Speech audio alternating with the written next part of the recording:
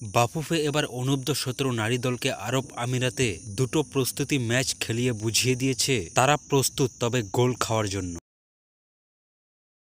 এই প্রথম কোনো বয়সভিত্তিক নারী দলকে টুর্নামেন্টের আগে এত বিলাস ভ্রমণে পাঠানো হলো। কোচ সাইফুল বারী টিটু বলেছিলেন প্রস্তুত 100%, কিন্তু মাঠে গিয়ে খেলোয়াড়দের দেখা গেল 10% ফিট আর 90% কনফিউজ। বন্ধু, একটা কথা বলি, ভিডিওটিতে লাইক আর চ্যানেলটিকে কি সাবস্ক্রাইব করে দেওয়া যায় না?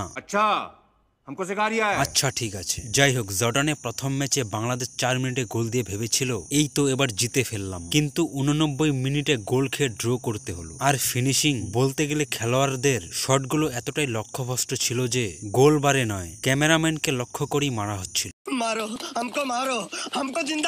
তারপর এলো মহা গুরুত্বপূর্ণ ম্যাচ, চাইনিজ টাইপের বিপক্ষে বাঁচা মরার লড়াই। কিন্তু বাংলাদেশ খেললো এমন ভাবে যেন আগের থেকে হারের রিহার্সাল দিয়ে এসেছে। প্রতিপক্ষ পুরো ম্যাচে এমন দাপট দেখালো যেন বাংলাদেশ এক ঝাঁক টুরিস্ট, খেলতে নয় খেতে এসেছে। ফলাফল 5-0 গোলে কাঁচা চিবিয়ে খেলো চাইনিজ টাইপে। আরে कहना क्या चाहते हो? তবে আসল চমক ছিল ম্যাচের পর। সাংবাদিকরা খোঁজ নিচ্ছে কোচ সাইফুল বারী টিটুর, কিন্তু তিনি সম্ভবত তখন মনের অরণ্যে ধ্যানমগ্ন। বাফুফের মিডিয়া বিভাগ বলল, স্যার এখন ধ্যান করছেন, বিরক্ত করা যাবে না। এর আগেও এমন হয়েছে, বাটলার স্যারও একবার 6-1 গোলে হারার পর বাটুল দ্য গ্রেট স্টাইলে গায়েব হয়ে যায়। আসলে টিটু স্যার বাফুফের টেকনিক্যাল ডিরেক্টর, কোচিং করানোই তার আসল কাজ।